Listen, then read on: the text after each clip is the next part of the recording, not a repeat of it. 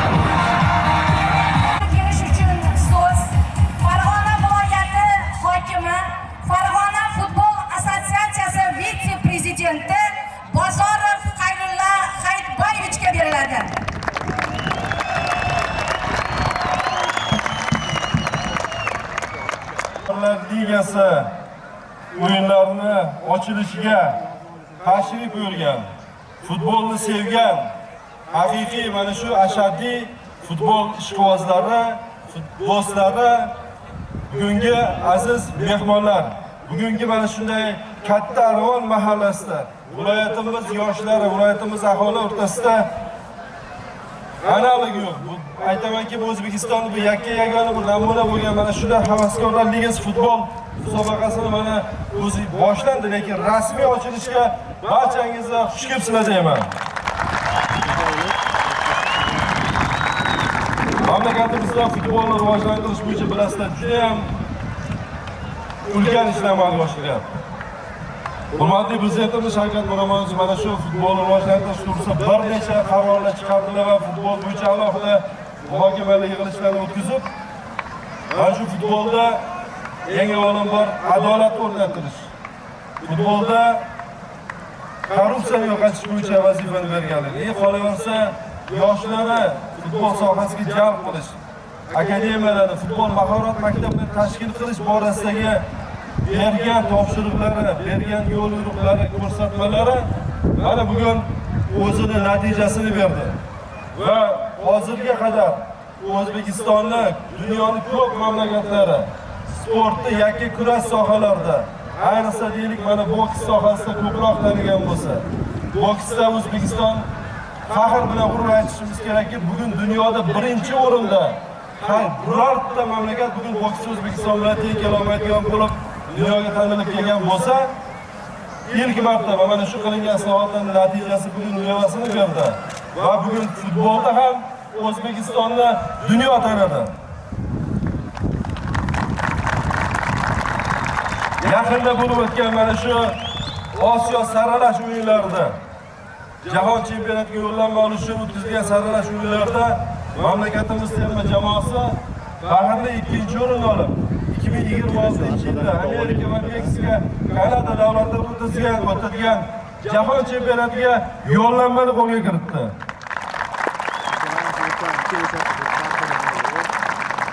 Qolaversa, buni ichida alohida aytish kerakki, jamoamizda mana shu Timur Kapazov ham Farg'onalik ekanligi ham bizga g'urur baxsh etadi.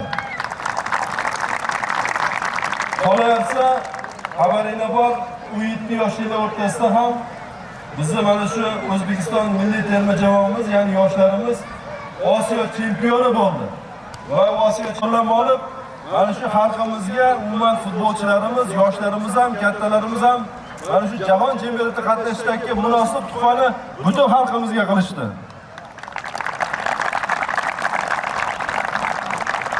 Albatta, bu mana shu qilingan islohotlar, qilingan mehnatning natijasi va o'ylaymizki, bu har ikkala jamoamizga ham oldilarda turgan mana shu jahon chempionatlarida ham muvaffaqiyatli ishtirok etib, mamlakatimizni bayrog'ini sovrindorlar safiga kirib, baland ko'tarishlariga chin yurakdan tilab qolamiz va bunga Yaratgandan so'rab qolamiz.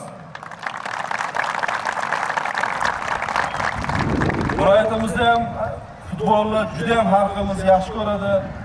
Men ochig'ini aytganda bugun mana shu stadionga tashrif buyurgan shuncha mana shu fuqarolarimiz, hali tashqarida bu kirolmagan mana shu qancha bizning hamyurtlarimiz, hamqishloqlarimiz turibdiki, shuni o'zi qanchalik bugun futbolni yaxshi ko'rishi. Futbol bo'lganda ham, bu bahs bo'lganda katta bir super liga yoki liga haqida gap ketmayapti. Bu oddiy mahalla futboli haqida gap ketyapti. Mahalla futboli haqida ham gapirganda hech qanday bir nima desa bo'ladi. Qanaqadir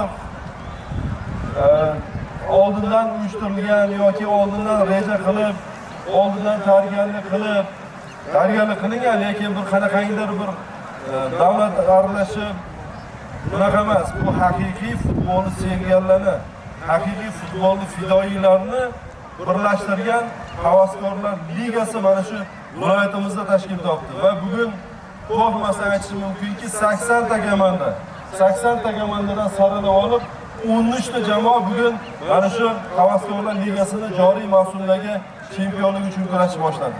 Qolaversa biz mana shu havaskorlar ligasini yanada mavqeini oshirish, mustahkamlash va kengaytirish bo'yicha hamkorlikda mana bu havaskorlar ligasini tashkilotchilari bilan birgalikda kelishgan holda buni endi ham moddiy nuqtadan qo'llab-quvvatlab, ham tashkilotchilik nuqtai nazaridan qo'llab-quvvatlab bu ligani endi kengaytirdik va har bir tumandan bugun 4 tadan jamoa, demak, saralash o'yinlaridan o'tib, demak, har bir tumanimizdan bu degani 19 ta tumandan 76 ta jamoa ham 2 yosh kategoriyasida, demak, bu havaskorlar ligasida, demak, saralash endi nima desa bo'ladi, finalniy qismiga kirib kelyapti. Eng asosiysi men bitta narsani ta'kidlab o'tmoqchimanki, mana shu ligani tashkil qilgan bir shaxs haqida alohida men aytmoqchiman.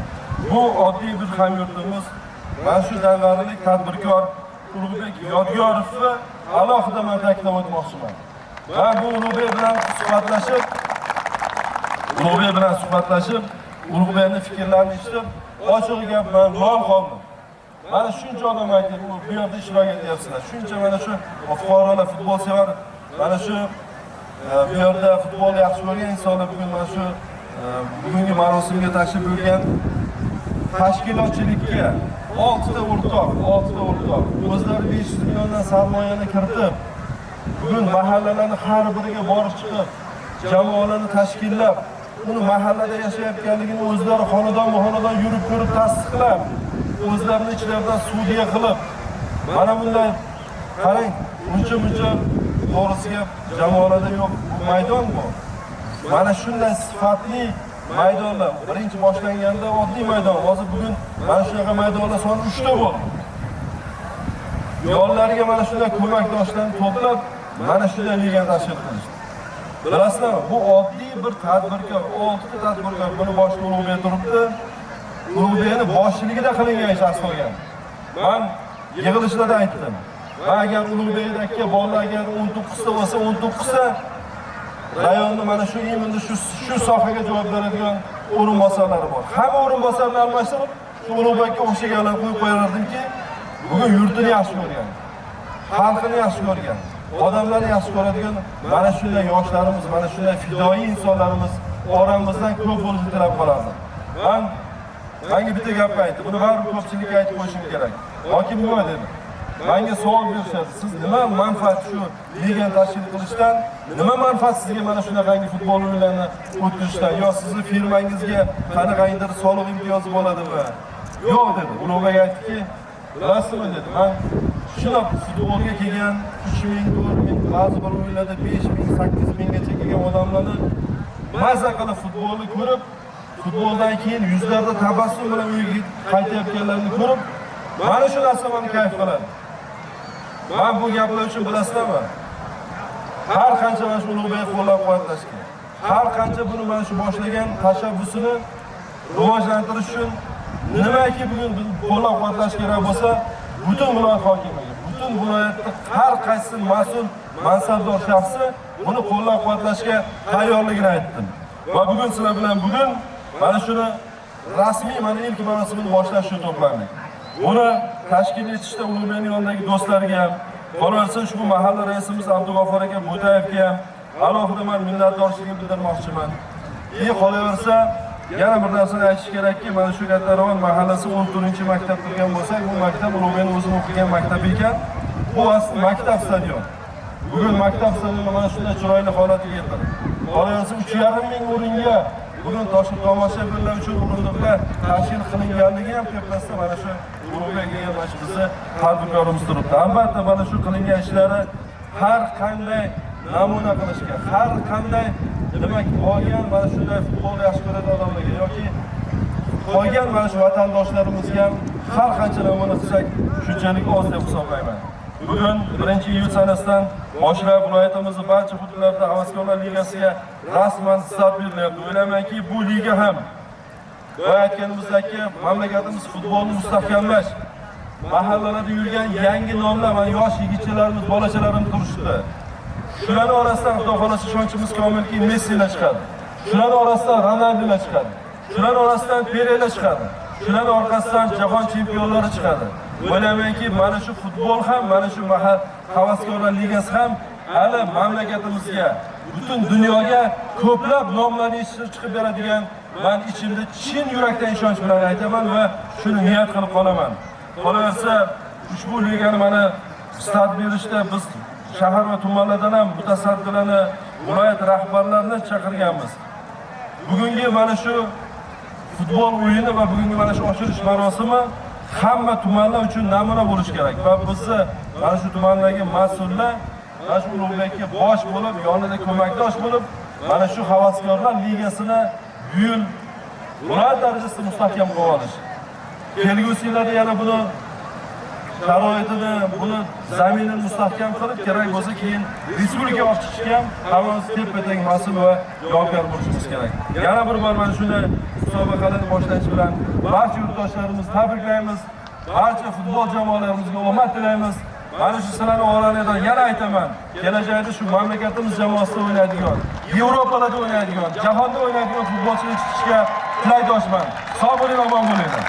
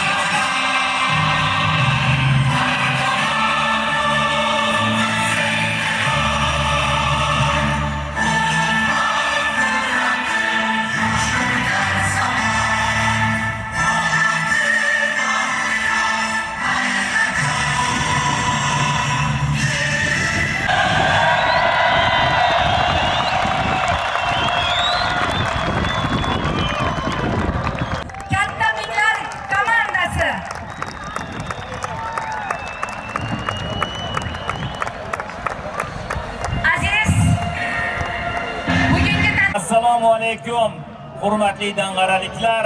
Biz ajoyib mana shunday bayram kunida sizlar bilan birgalikda mana shu bayramni nishonlayotganimizdan juda ham xursandmiz va barchangizni ingichka hamda Qo'qon 1980 ochilishiga to'g'ri kelib qolgani ham bu juda katta bayram. Uchrashuvni esa men hamkasbim Xayrulla Hamidov bilan birgalikda sharhlab boraman. Assalomu alaykum azizlar, vatandoshlar. Biz tanishmiz. Bundan yil o'tib, haligi mashhur geografik ko'rsatuvlarda bo'ladi-yu, 2 yil ichida, 1 yil ichida domlarni qo'rqitib o'tadi. Ana shunaqa darajada tezlikda qurilgan va saviyali sifatli tarzda qurilgan stadionda mana shu ishni ustida bosh bo'lib turgan yigitlar haqiqatan ham fidoyilik ko'rsatishdi. Mana shu masalada ham fidoyilik ko'rsatishdi. Uchrashuv kecha bo'lishi kerak edi. Oxirigacha, soatni oxirigacha qilib qo'yaylik deb, yanada saviyali ko'rinishda manzara hosil qilish uchun bir kunga ko'chirishdi. Mana shu masalada ularga minnatdorchilik, muxlislar tomosha qiladigan chiroyli o'yin guvohi bo'lamiz. Bitta olqishlab qo'yamiz maydonda saqlanayotgan yigitlarni qo'llab-quvvatlash uchun. Olqishlaringiz. 3 bo'lib Zafira hakami Bosiljon Erkinov dang'ari, uchrashuv komissari Rasuljon Yo'ldoshev Marg'ilon.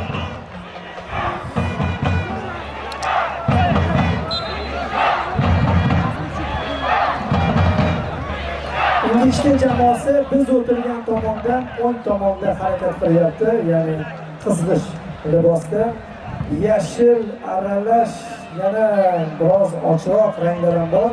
3-to'rtta rangni kollaboratsiya qilinganini ko'ryapmiz. Liboslar juda chiroyli ekan, ko'zni qamashtiradigan. Raqib futbolchilarni aldab o'tyapti. Xo'p, o'ng tomonimizda ingichka, chap tomonimizda esa Qo'qon 1986 jamoasi. Hozir mana bu hujum daxilgacha bo'lib olaylik, takrorlar yo'q. Shuning uchun keyin tarkiblarni e'lon qilamiz. Yo'llandi, to'p esa to'g'ri hakamlar tomonidan ketilgan bo'ladi. Aziz Ashurov 12-raqam ostida, demak 31-raqamda Dilmurod Erkaboyev. 2-chi Aziz Madaliyev. 5-raqamda Jalil Timsanov. 7-chi Po'lat Qirg'izov. 8-raqamda Sobir Hamidov. 9-raqamda 10-raqamda Bahodir Akromov. 15-chi Sharif Qoshimov. 44-raqamda Ulug'bek Mirzamahmudov. 22-raqamda Iqbol Amirov. 55-chi Oqil Mahmudov va 24-chi 18-raqamda Rahim Jo'rayev. Oqil Mahmudov demak 55-raqam ostida harakat qilyapti va jamoa bosh murabbiyi Bahrom Hakimov. O'sha biz bilgan mashhur Bahrom Hakimov.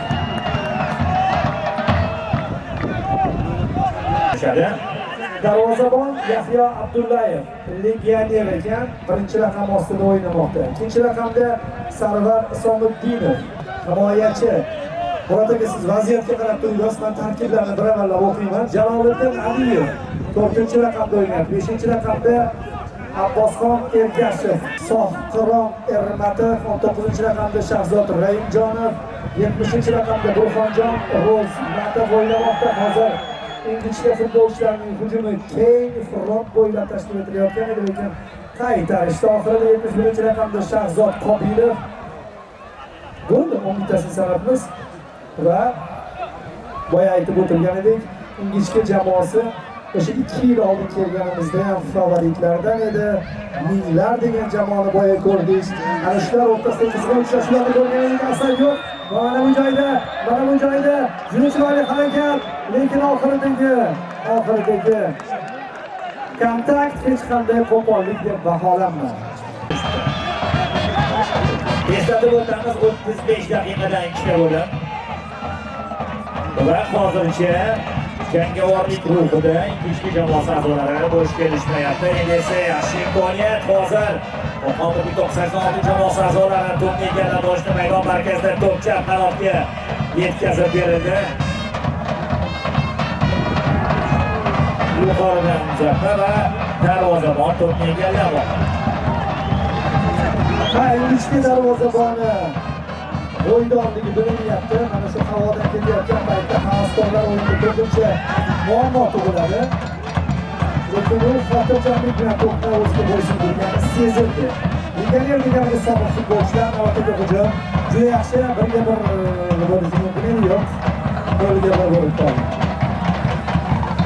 Havaskorlar ligasining 5-mavsumi, lekin Havaskorlar ligasi chempionatining 3-musobaqasi. Eslatib o'tamiz, 2022-yil Oqoltin jamoasi chempionlikni qo'lga kiritgan. 2023-yil Savochilish mumkin!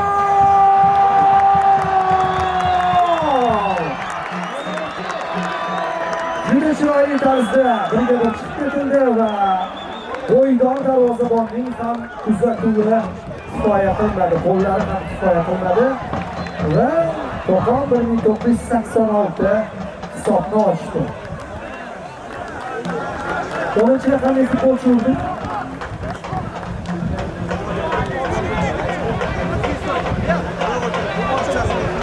Ikkinchi raqamli futbolchi gol urdi. Aytishlariga qaraganda Asqar Hakimov tomon. Iqbol Amirov. Gol urganlar kelib ism familiyasini aytib ketsa yaxshi bo'ladi. Iqbol Amirov, rahmat. Uchrashuvda hisob ochildi. Qo'qon 1986 jamoasi a'zolari qarshi hujumda raqib darvozasini ishg'ol qilishdi. Askarlar o'yinda zo'rda, Murod aka. Futbolchilar bilan gaplashib qolmaysiz. Hozir navbatdagi hujumning ichki tomonidan amalga oshirilyapti. Ichkariga uzatma bo'ladimi? Yo'q. Raimjonovni shu yerda zarba yo'llab. Salt teparoq ketilganda dangaladan chiqib ketardi. Hatto regbida ham ochko bermaydi. Shu hazillashdi.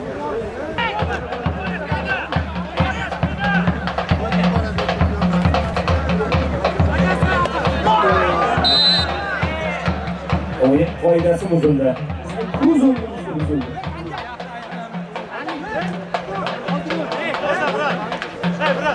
O'zlari maydon. Yana oldinga va yana biriga bir vaziyatga offside.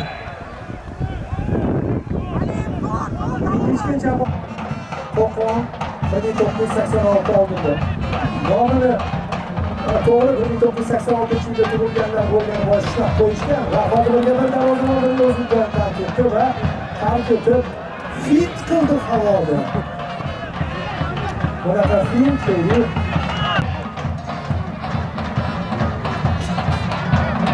O'yin davom ettirsa bo'ladi. Yonsifdagi hakam ham bu yerda yaqin turibdi. Hech narsa bo'lgani yo'q va e'tirozlar o'rin. To'p havoda. 10-raqamda mana shu yerda ancha faol o'ynayapti. Bahodir Akramov asosiy hujumlarni tashkil etayotgan futbolchi ekanini bildirdi. O'zi 10-raqam taqiladigan bo'lsa, bu jamoadagi number 1 yoki 2-raqamli lider bo'lishi mumkin. Mana Fatih ketgandan keyin Jamalga 10-raqamni berishmoqchi. Hop. Yaxshi harakatlar. Son jihatdan hozir tenglik bo'lishi mumkin. Qo'qon hujum tashkil etgan to'pni oldirishda va ikkinchidan navbatdagi hujum va reyd uyushtiriladi. Bu zarba sal quruvchilar darvozani xato qilishgan, shuning uchun Shahzod Raimjonov. Qo'qon 1986 jamoasida yana bir imkoniyat. Akramov hozir ajoyib pas partalab ediladimi? Bartaraf etildi darvozabon tomonidan, lekin to'p ham havoda. Bo'lmaydi. Sekin asta. O'yin qoidasi buzildi hozir. Albatta uzr so'rab qo'yish kerak. Fair play. Futbol hududga ochilishi kerak. Futbolchilar to'pni so'rashmoqda, to'p tashlab berildi, xavfli. Himoyachi yaxshi o'ynadi hozir. Yana markazda to'p uchun kurash, Inglizga qarshi hujum o'tib ketishi mumkin. Kim bor oldinda? Yo'q.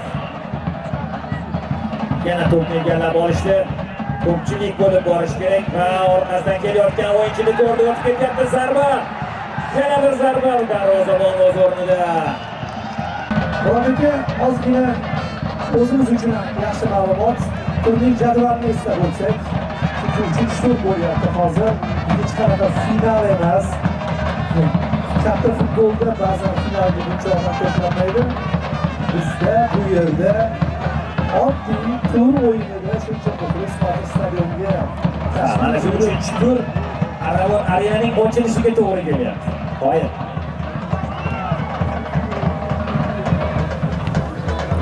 Uzoqdan g'alaba bo'lishi mumkin darvozabon egallab olyapti. Minglar birinchi o'rinda boryapti. Ochko jamg'argan, 3 jamoada 6 ta ochko bor. Qo'qon 1986 ga va G'umoydimi? G'umoydimi ham 6 ochko mavjud. Oqoltida 4 ochko bor. Aravonda ham 3 ochko. Ochilish masalasida Bahrom Hakimov hujumga chiqayotgan paytda zo'r tayyorligini ko'rganmiz. Albatta, bu yerda biz hozir zarbani aniq chiqdi. Bir qator nomlarni bilamiz, Said Ashurov. Hammamiz uchun yaxshi esa hozirgi 912 jamoasi o'ynagan o'yinchilar bor. Yoki bo'lmasa Aziz Madaliyevni olaylik. Jalil Kimsanovni ko'ryapmiz, hali ham o'yini o'zgarmagan. Po'lat Qirg'izov, Sobir Hamidov, mening esimda qolgan, Bahodir Akromov, Sobir Hamidov hattoki Turon jamoasida ham o'ynagan, Qizilqumda ham o'ynagan bilamiz. Yomon emas, yaxshi tarkib tanlangan va futbolchilarning o'sha o'zaro bir-birini uchun harakat qilishi ancha yosh o'tgan bo'lsa-da ko'zga tashlanyapti. Chiroyli pas chap qanotdan. Yana 3 kishi oldiga qarab boryapti. Mana bu uzatma esa noaniq shoshilib qoldi biroq. Lekin hozir ancha yoshroq ko'rinyapti Inglizga jamoasi a'zolari. Ulardan ham faollikni kutib qolamiz. Yana bir qarshi hujum. Opa, imkoniyat bor, zarba bersa bo'ladi.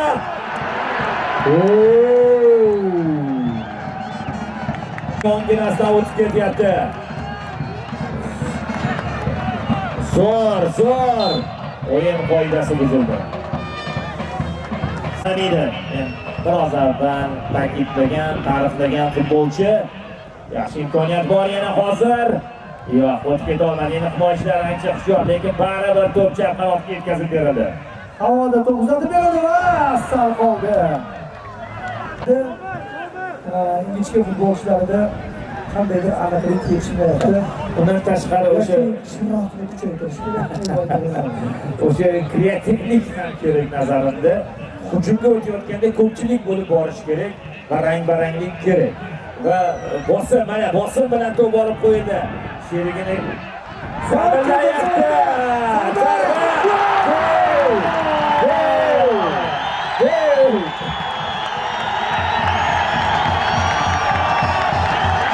Bayramda siz maqtashingiz kerak ekan bu jamoa.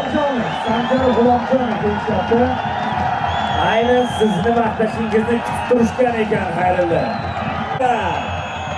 Mana motivatsiya bo'ldi bu yigitlarga. Ajoyib. Ingichkadan birinchidan pressing yaxshi namoyish etildi. Bular zo'r hammasi. Nima qilish kerakligini biz aytib qo'ydik. Qalin gol kiritildi Ingichka tomonidan. Barobar.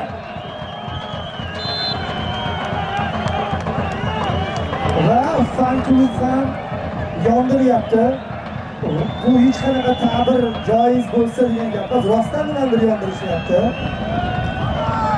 Hidi ham kelyapti bizga. Va Ingichkaning hozirgi goldan ilhomlanib oldinga chiqayotgan lahzasida to'p to'xtatilganini ko'rdik. Va mana bu uzatma. Hali ham hujum davom etadi.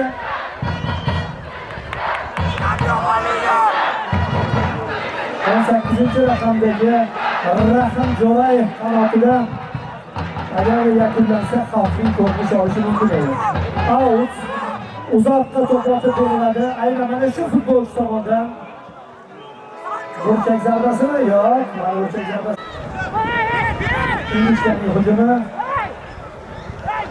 bo'shliq topildi. Lekin ishlatildi. Agarda qo'yib yuborganda to'g'risi biror bir jiddiy vaziyat guvohi bo'lishimiz mumkin edi. Ha, ingichka jamoasi o'yin havodan uzatiladi to'p va bu yerda qizillarda kim bor? Bor odam bor, ikkita odam bor. o'yin tempini ancha oshirdi ingichka jamoasi a'zolari. Jon kirdi ancha, zarba uzoq masofadan turib, Rikashi. O'chak zarbasi ko'ramiz. O'chak zarbasi. Diqqat qilamiz. Do'stlar, diqqat qilamiz. 4ta, 5ta o'yinchi jarima maydonchasi ichida ingichkada to'p esa orqaga yetkazib berildi. Havodan to'pni aylantirib bersa bo'ladi. Bo'ldi, kamera o'chirsa bo'ladi. Yaxshi hujum. Qaytanga qarshi hujum. Zo'r. Yaxshi. Hozir sherigi bo'shliqda to'p yetkazib berildi. Zarba berish kerak. Yo'q, himoyachilar xavfni bartaraf etishmoqda va to'pni yulqib olishdi. Offside. Yo'q, offside. Yo'q ekan. Ha, bahs qizigandan qizamoqda. Jihatdan bir-biriga mos jamoalar.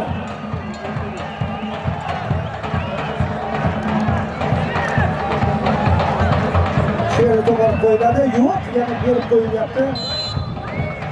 Hakam yonida bo'lganligi uchun darhol tushdi chap. Xayrilla hozir Pro Ligada komandalar jamoalar kamroq. Bittasini qo'shib yuborsa ham bo'ladi ekan.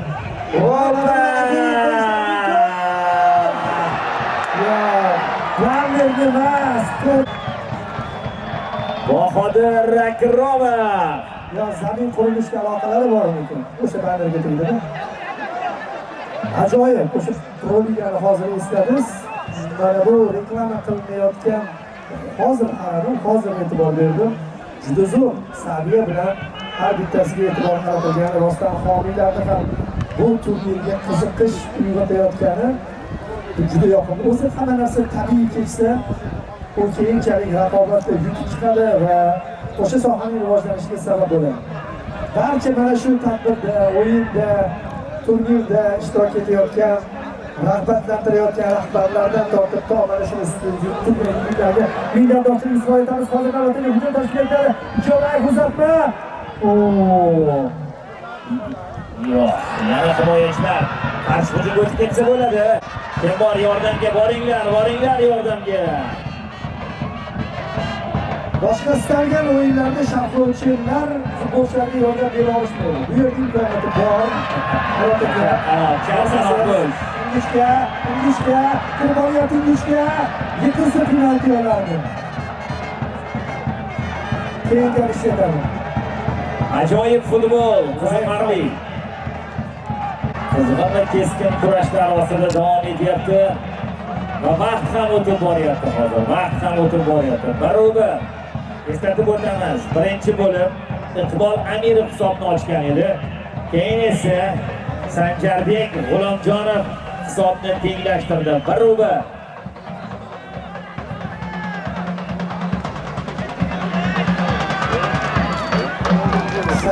ning hujumi Ingichka pozitsiya himoyada to'pni osonlik bilan egallab oldi. Qoida buzilmagan deb topildi. Uzoqqa pas. Yo'q, bu stupenda o'tmaydi. Boya ancha muvaffaqiyat keltirayotgan edi, lekin baribir golni Ingichka pressingni foydasi bilan kiritganini esdan chiqarmaslik kerak. Dastlabki 10 daqiqada Qo'qon jamoasi a'zolari faolroq o'zga tashlanishgan edi. Jismoniy holatga ham balki bog'liqdir, lekin hozir ko'ramiz navbatdagi hujum. Markaz. Bo'lat Reza. Xo'sh.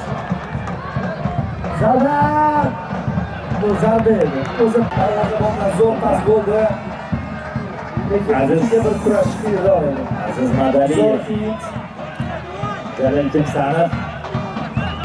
Kimsanov to'pni yetkazib berdi. Sobir Hamidov yana qanotga.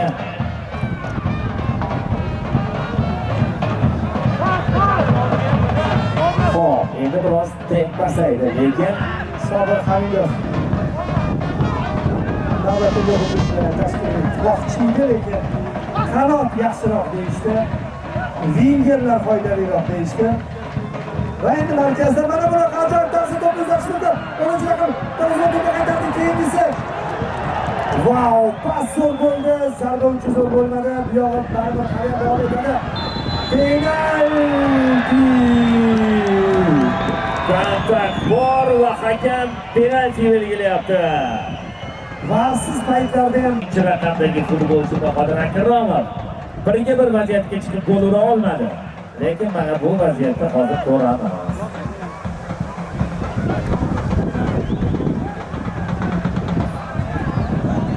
Sobir Hamidov ketmoqchimi? 8-raqamdagi Sobir Rahimov birga Sobir Hamidov. Sobir Hamidov. Sobir Hamidov. Hamidovda xato qilmang. Hamidov. Kafta Hamidov. Zarba berayotgan Hamidov. Darvozabon esa Yahyo Abdullayev. Diqqat qilamiz do'stlar, diqqat qilamiz, qo'llab-quvvatlab turamiz o'z jamoamizni. Diqqat, hakam hammasini tushuntiryapti. Ruxsat berildi. Gol bo'ladimi yoki yo'qmi? Hushtak chalindi. Zarba! Gol! Gol! Gol! 2 yo'llar. Darvozabon yo'nalishni topdi, lekin bu kifoya qilmadi. Sababi Sobir kuchli zarba yo'llagan edi. Qo'qon 1986 yana hisobda oldinga chiqib oldi. Ingiz ham ostida o'ynayotgan futbolchi zo'r o'ynayapti. Rahim Jo'rayev. 6 daqiqa do'stlar, yana 6 daqiqa Ingizcha jamoasida birinchi bo'limda o'zidayoq mag'lubiyatdan qutulib qolish uchun imkoniyat bo'ladi. Bu birinchi bo'limda. Hozir markaz sari yaxshi pas. Keyingi harakat. Darvoza to'siniga tegmoqda to'g'ri. Zo'r tepildi, yarimta gol berdi. Hujum davom etdi. To'pchagi maydonchasi ichida. Gaplar ko'payib ketdi. Zarba berishning o'ziga qulay fursat qidirmoqda, lekin orqa-orqa to'p yetkazib berildi. Qo'qon jamoasi a'zolari himoyalanishmoqda. To'p esa endi Jalil Kimsanov. Yaxshi pas. O'tmadi, lekin to'p Qo'qonda qoldi. Bahodir Akromov hozir hujumni rivojlantirayotgan edi. Shu yerda zarba bersa bo'lmaydi.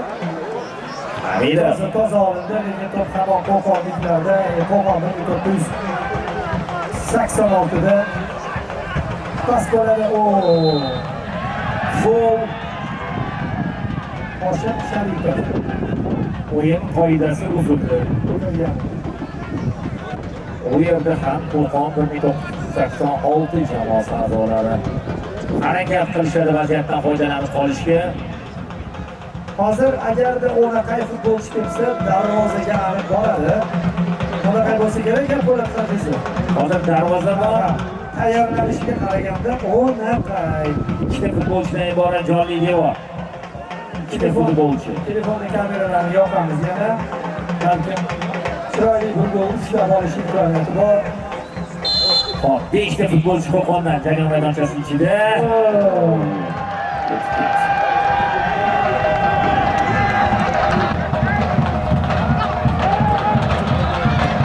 Chiroyli tarzda Qo'qonliklar to'pni egallab olishdi. Pas o'rtadan kesib kuzatilgan pas. Mana shuni eplashyapti darvozabon to'pni. O'yinchi jarohat oldi hozir, to'xtab turish kerak. Qo'qon jamoasi a'zosi bu yerda to'qnashuvda jarohat oldi. Jalil Kimsanov shifokorlarni chaqiryapti. Tezroq yordam berish kerak. Murosasiz tarzda davom etmoqda. 2-1. Bu to'xtalishlar uchun hakam albatta vaqt qo'shadi. Hali hammasi oldinda.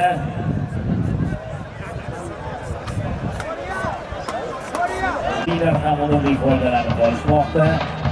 Qayerda qanday harakat qilish kerak? Hammasi joyida. Po'lat Qirg'izov.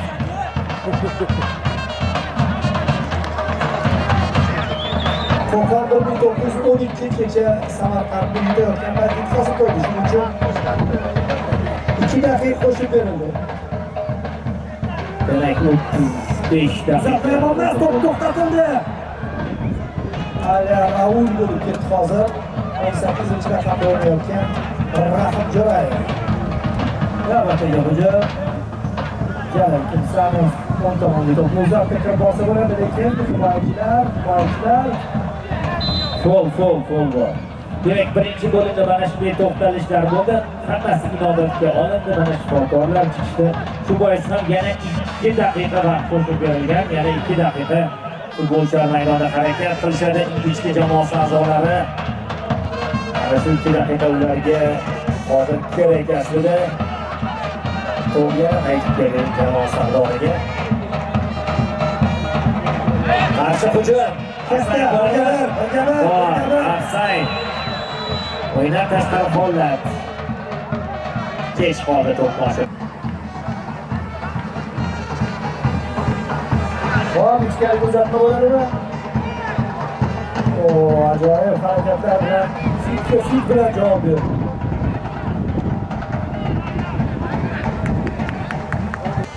Butun bo'limni ifoda etgan manzarani ko'rdik hozir. Aziz Ashurov to'pni o'yinga kiritib bermoqda. Va keyin qisqa chorasi kerak. Ha. Uchrashuv bosh hakami birinchi bo'limga yakun yasab berdi. Doston Mirzarayimovning ustiga chalindi. Birinchi bo'lim ancha qizg'in kurashlarga boy bo'ldi, xavfli vaziyatlarga boy bo'ldi. Qo'qon jamoasi a'zolari ana shu xavfli vaziyatlardan ikkitasidan unumli foydalanishdi. Ingichka jamoasi a'zolari esa faqatgina bittasidan. Hozircha hisob 2-1 o'yindan ikkinchi bo'lim ancha qiziqarli kechadi va birinchi bo'limdan qolishmaydi. 2-1 hisobida o'yinda borayotganligi uchun balkim natijaga o'ynaydi. Hushtak chalindi va gol urishi lozim bo'lgan jamoa futbolchilari hozir ikkinchi bo'limda boshlab berishganini ko'rdik. Endi biz tomondan chap tarafda Ingichka jamoasi vakillari, o'ng tomonimizda esa yashil libosda Qo'qon 1986 futbolchilari hozir to'pni yo'qotishda va markazdan agar hujum uyushtirilmasa o'yinda nasiba yo'qligini birinchi bo'limda ko'rdik. Zaxira ekani Vosiljon Erkinov, uchrashuv komissari Rahimjon Yo'ldoshev. Ketdi, birga tushishga mumkin. Imkoniyat birga bir va 3-1mi? Yo'q. 2-1 qoldi. Darvoza. Intrigani saqlab qolishga qaror qildi hujumchi Zarjonov va o'yin qoidasi buzildi. Xavfli to'p darvoza to'sidiga tegib qaytdi, imkon bor edi. Hozir esa to'pning yonida 3 ta futbolchi turibdi. Qaysi biri tepada? Yana o'sha 8-raqamdagi Sobir Hamidov yoki kim tepada to'pni hozir ko'ramiz. Jonli devor hosil bo'ldi. Oqil Mahmudov uzoqdan Roberto Carlos uslubida to'pni darvozaga yo'llamoqchi yoki tomosha qilyaptimi? Aziz Mamadaliyev zarba burchak to'piga aylandi. Aziz Madaliyev tepdi to'pni. Burchak zarbasi. Xuddi birinchi bo'limdagidek yana Qo'qon jamoasi a'zolari dastlabki daqiqalarda faol bo'lishyapti. Zo'r olishdi. Baribir olindi. Bosimning dahshatini ko'rdik hozir. Uzatma bu tomonda bormi qizillarda? Endi korpus bilan yopadi. Darvozabon qo'liga ushlashi mumkin emas. Himoyachidan kelyapti. Markazdan ham to'p olib qo'yilyapti. Bo'shliq joyda. Chiroyli. O'tadi lekin maydondan ham o'tib ketadi. Rahim Jo'rayev. Lekin markazda ko'proq Qo'qon sev.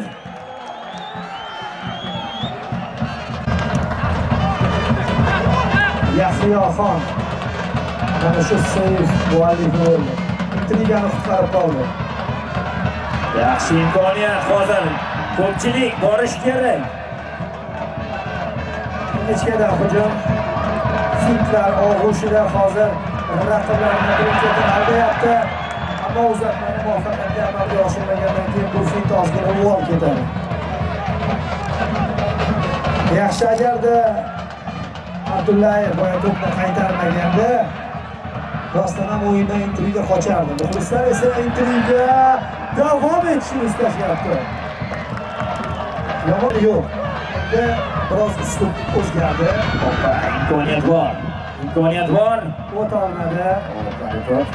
Mana shu joyda Qo'qon ketdi. Chiroyli paslar. Po'lat Qirg'izov hujumni boshlayapti, hujumni davom ettiryapti. Qirg'iziston zo'r pas. Shu yerda zarba yo'llaydimi? Zarba yo'llaydi. Darvozabon egallab oladi. Yaxshi. Oqil Mahmudov oqilona zarba bergandi. Yo'q, bu yerda o'tib ketish qiyin. Darvozabon bir Dexea bo'lyapti, bir Ederson bo'lyapti. Sherigi bilan o'ynash kerak albatta hujumda. Sherigi orqali o'tish kerak. Chaqaloqga. Hujum. Pastkalardan chiqib ketishyapti, darvozabon o'zini tanqid etadi. Offside. O'yindan tashqari holat. Offside'dan bu. Ingichka jamoasi muxlislariga ham mana jon turdi. Yaxshi imkoniyat bor. Aniqroq uzatma. Asosan shularni ovozi kelyapti. Qo'qon boya bir gol qo'yganda chap tomondan ozgina ovoz keldi. Raqobat masalasida ikkinchi fanklubni yutyapti. Maydonda yutqazayotgan bo'lsa ham. Bu menimcha zarbaga ham o'xshamadi, uzatmaga ham o'xshamadi. Deganda faollik bor ingichka jamoasida. Chunki birinchi bo'limda Qo'qon jamoasi 10 daqiqa juda bir ustunlikni o'z qo'liga olgan. Hozir esa ingichka jamoasi munosib qarshilik ko'rsatmoqda. Maydon tashqarisiga to'p chiqib ketdi.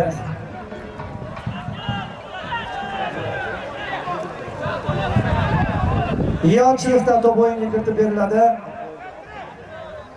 Ikkinchi bo'limda jamoalar 7 daqiqa harakat qilishdi. 28 daqiqadan ko'proq vaqt bor. O'yin yaxshi bo'layotgani yana bir omil bor, bu maydon. Xo'sh. Qoida buzildi oxirgi soniyada yiqitilgan futbolchidan zarba ko'ramiz. Uzoq burchakka. Bizga zo'r ko'rinadi. Shunaqa joyda o'tiribmizki, hozir agarda darvoza sari qarab zarba 5 kishini ko'rib turibmiz. Yahyoxon Abdullayev ham vaziyatni baholab qo'yib. Offside bor ekan. Lekin juda chiroyli saviyali uyushtirildi. Offside ham saviyali uyushtirildi. Yonsibdagi hakam to'g'ri joyini tanlagan. Kelab tashladi Oltinurga. Chiroyli pas. Pasni qarang. Yana offside. Hakamlarga iltimos ingichkada 11-raqam legioner Nozimjon Iminov tushadi. Yaxshi imkoniyat hozir chap qanotdan. Ancha kuchli uzatma bo'ldi. Ulgurish ham 5-raqamda Abbosxon Ergashev ekan. Abbosxon Ergashev. Uning o'rniga to'p qaytarildi. Qarshi hujumga o'tib ketsa bo'ladi. Yo'q, to'pni egallab olishdi. Hozirgina maydonga tushgan futbolchi. Foul. unga nisbatan qoida buzildi. Shahzod Rahimjonov to'p yonida. Yoki yaqin burchakka bunaqasi aylantirib yo'llar mumkin. Yo'q, yuqoridan. Zo'r zarba bo'ldi. Darvoza to'rining yuqoridan borib tushdi. Darvozabon ham menimcha hozir qo'rqib ketdi. Sizdan qo'rqib ketdi. Nahot Kristus davatda dedi. Ikkinchi qavatdagi to'p uchun kurash, yo'q, himoyachi, zo'r pas. Maydon markazida ko'p to'p yo'qotishlarni ko'ryapmiz. Hakam qoida buzilganini ko'rdi, lekin imkon berdi o'ynashga. Hurmatli so'nggilar tashqari holat hosil vaqt esa o'tib bormoqda. Murabbiy Afrikaning muxlisi bo'lishi mumkin. Muhammadjonov Qo'qon 1986 doimgidek chap qanot bo'ylab hujumlar tashkil etyapti. Bu yerda asosiy yana Say to'rtinchi 5-marotaba chizilga e'tibor qaratishni gol yana qoida buzilishi. Sobir Hamidov Haydor Boshing'ichkaning bu safargi hujumi. Zarba bu darvozabon uchun hech qanaqa muammo tug'dirmaydi. Sherzod Hasanov tushar ekan. Sherzod Hasanov maydonga tushadi. Kimsanovga sariq kartochka ko'rsatildi. Hakamini tortishgani uchun shekilli. Shundagi birinchi sariq kartochka. Jalil Kimsanov. Zo'rlanadi havoda. Banavatay hujumni juda chiroyli tarzda tashkil etish mumkin edi. Burchak zarbasi emas. Hakam boshqacha qaror. Yo'q, kombinatsion kirmoqchi.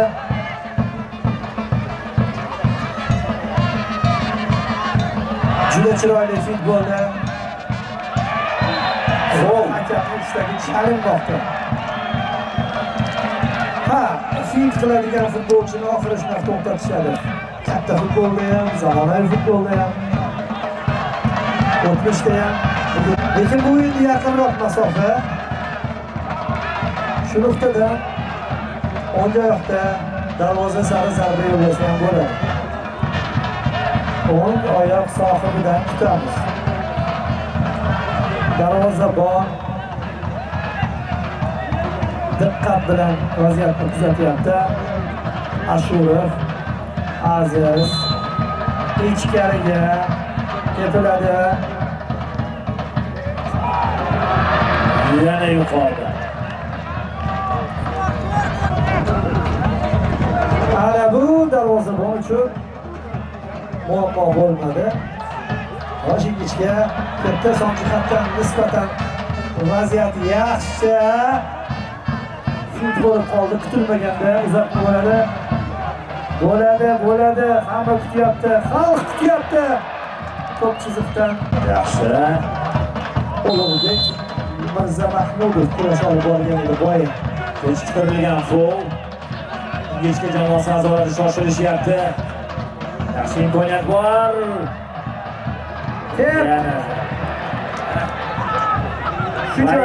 Shu joyda tibbiy yordam berib tugatilganini e'lon qildi va hujumni sekinlashtirishyapti. Nimaga? Chunki oldinga hali chiqmagan edi ingichka futbolchilardan hech kim. Xo'p, vaziyatlar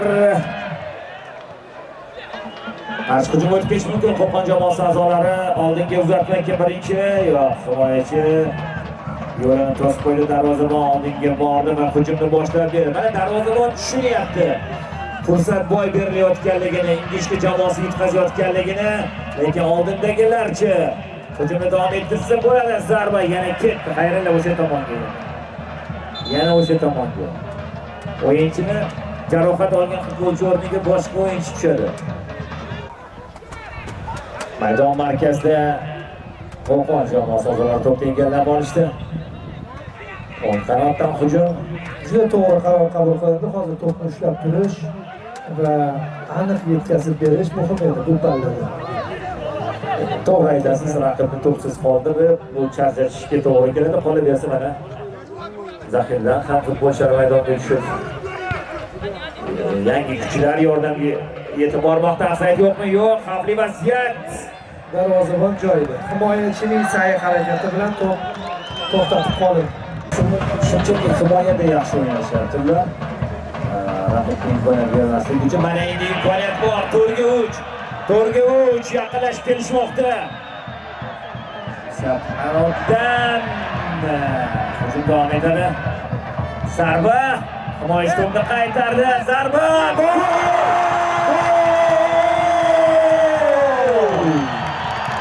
Oxirgi daqiqalarda ingichka baribir hujum yomg'irni yog'dirib golga aylantirdi va bu gol golga aylandi. 2-2. Mana qanaqa harakat qilish kerak ikkinchi bo'limda yigitlar. Hujumda qolishayotgan edi birinchi bo'limda ham ko'rdim. Hozir esa 4-5 ta futbolchi bir-birini qo'llab-quvvatlab borishdi. Biridan qaytgan to'pni ikkinchisi egallab oldi. Mana qanday o'ynash kerak. 2-2. Nozimjon Eminov gol muallifi. İkinci bölüm maydonga tushirgan futbolchi o'z so'zini aytdi. Boshida bu hozir comeback bo'lib qolishi mumkin. Qo'qon 1986dan qo'rqinchli comebackga, undanda qo'rqinchli comeback bilan javob. Ulug'bek Mirzamahmudov ingichka nafas rostlashga ham ruxsat yo'qligini tushunib yetdi. 2 daqiqa ham chidash bermadi. Legioner Ulug'bek Mirzamahmudovning ajoyib zarbasidan so'ng darvozabon ojiz qoldi. Ingichka jamoasining xursandchiligi uzoqqa cho'zilmadi. 2-3. To'plarga aylanyapti. Hozir zarba yo'llagan gol muallifi Ulug'bek Mirzamahmudov 5 ta bo'ldi goli. Oldingi uchrashuvlarda ham o'zini to'plarlik qobiliyatini ko'rsatgan. Va endi ingichka jamoasi a'zolari yana harakat qilishlari kerak bo'ladi, chunki vaqt kam. Hakam to'xtatishlar uchun vaqt qo'shgan. Birinchi zo'r. Yo'q. To'p jarimadan ichigacha bordi. Qiyin vaziyatga tushib qoldi hozir Qo'qon jamoasi a'zolari. Xato. Ingichka shu yerdan o'xshamay qoldi. Bu yerda qoida buzildi. Yaxshi imkoniyat.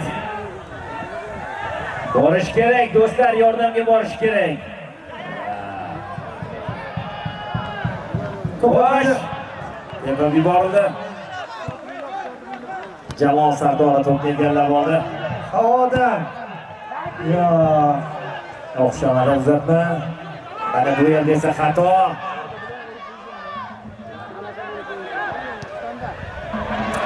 golda qarshi hujum jiddiy bo'lishi mumkin, lekin bu yerda aniq yo'llanma. O'tib boryapti va tugadi va Qo'qon 1986da bugungi uchrashuvda ajoyib javob berdi. Qiynalib urilgan golga qiynalmasdan urib keldi va navbatdagi 3 ochkoni golga kiritdi. Hech yomon o'ynamadi ikkinchi bo'limda, lekin futbolda gol urish kerak. Chiroyli futbol guvohi bo'ldik. Qo'qon 1986 jamoasi a'zolari 3-2 hisobida haqli g'alabani qo'lga kiritishdi. Va biz albatta bu jamoa a'zolarini tabriklaymiz. Bahrom Hakimov shogirdlari, tajribali mutaxassis Bahrom aka Hakimov shogirdlarini tabriklaymiz. Ikkala jamoa a'zolariga keyingi bahslarda omad va g'alabalar tilab qolamiz. Endi esa do'stlar, ketmay turamiz.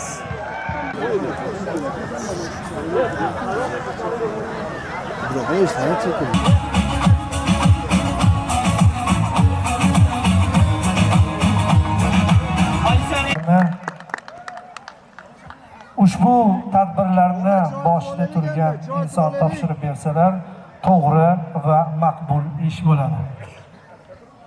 Demak, birinchi bo'lib O'zbek futboli uchun qo'shgan hissasi uchun O'zbekiston Respublikasida xizmat ko'rsatgan murabbiy Bahrom Hakimov diplom bilan taqdirlanadi. O'zbek futbolida yorqin iz qoldirgan shaxs shubhasiz.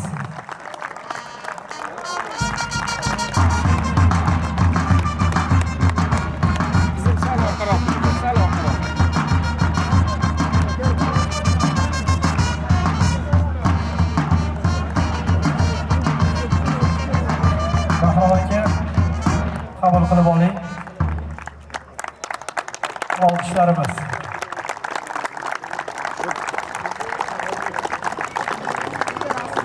Mana shunday turnirlarni ham bezak bo'lib beryaptilar. Bu uchun minnatdorlik bildiramiz jamoamiz nomidan ham. Yana bir bor olqishlaringiz Bahrom akaga. Navbatdagi Havaskorlar Ligasi Super Kubogida eng yaxshi fan klub kim deb o'ylaysiz? Ingichka jamoasi fan klubi bugun yondirib tashladi. Buni guvohiga aylandik. Ushbu jamoaning lideri diplom bilan taqdirlanadi. Marhamat, tezroq chiqilsa yaxshiroq ish bo'ladi.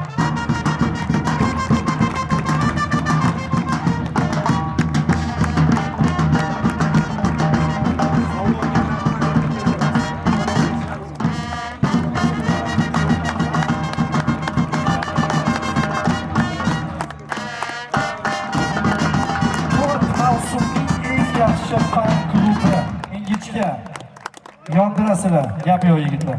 Havaskorlar Ligasi tarixida o'tgan barcha turnirlar mutlaqo eng yaxshi futbolchisi Po'lat Qirg'izovga diplom topshiriladi.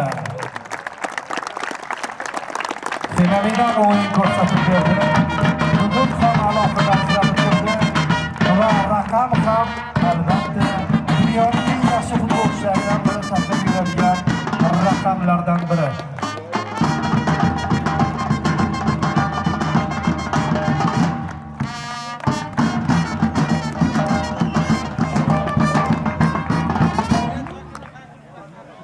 Havaskorlar Ligasi Super Kubogi endi boshqa turnirga o'tyapmiz. Eng yaxshi himoyachisi nomi Asadbek Ahadjonovga nasib etdi. Himoyachini chaqiramiz va diplom bilan taqdirlanadilar.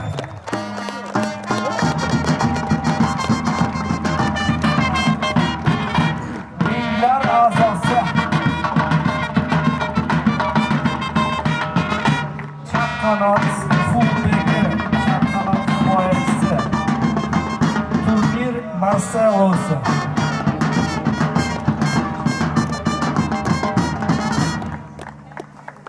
Tashakkur.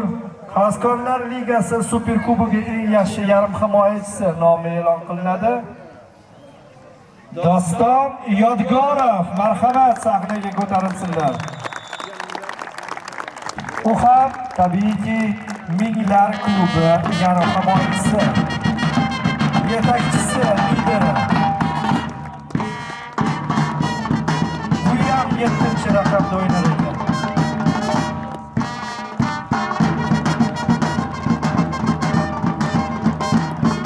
Havaskorlar Ligasi Super Kubogi eng yaxshi hujumchisi va uchrashuvning eng yaxshi futbolchisi nomi Abduvosit Abdurashidov. Marhamat, yaxshiroq olqishlaylik, chunki ham o'sha o'yinning asosiy figurasi ham butun turnirning yaxshi hujumchi nomini bo'lgan ekan. Abduvosit Abdurashidov.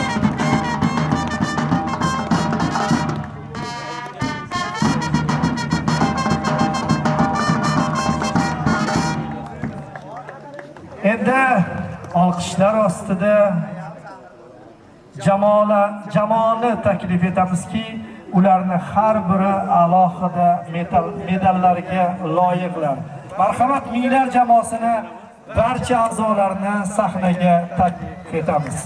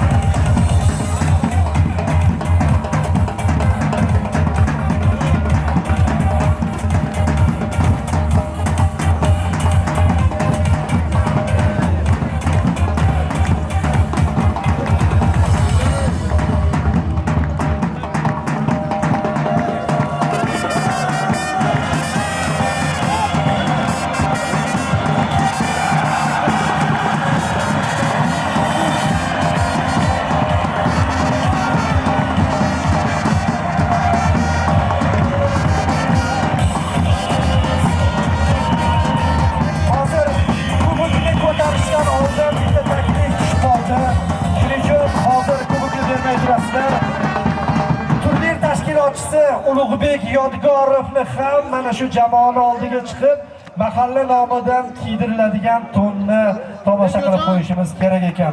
Kubok baribir oxirida bo'lish kerak. Kubok keyin ko'tarilish kerak. O'zbek choponsiz, o'zbek to'nsiz marosimni o'tkazmaydi.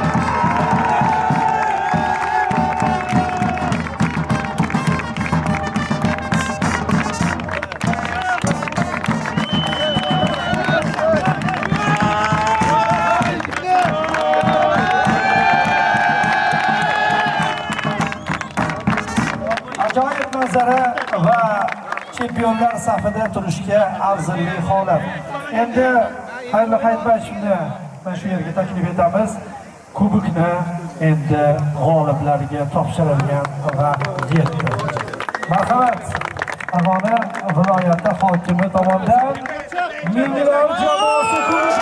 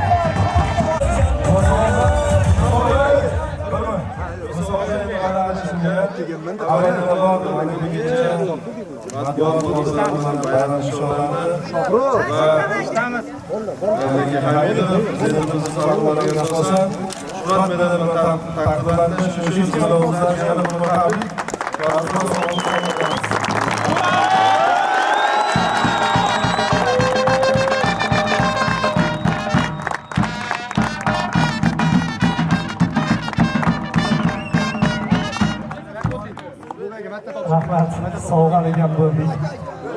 Tashakkur izhor etamiz.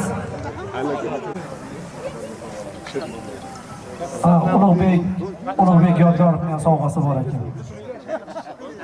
U sovg'ani endi oladilar.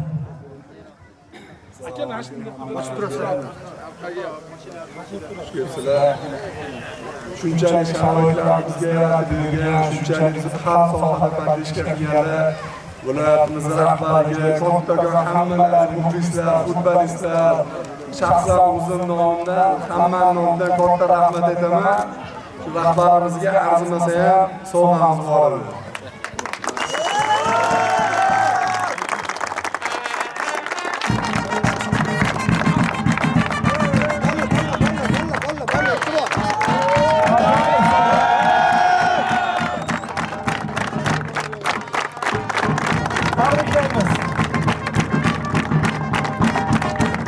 Juda chiroyli yakun, mantiqiy yakun.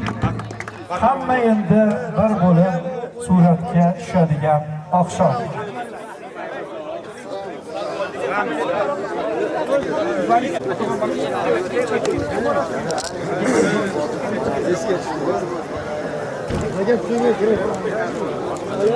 Bizga qarab turamiz.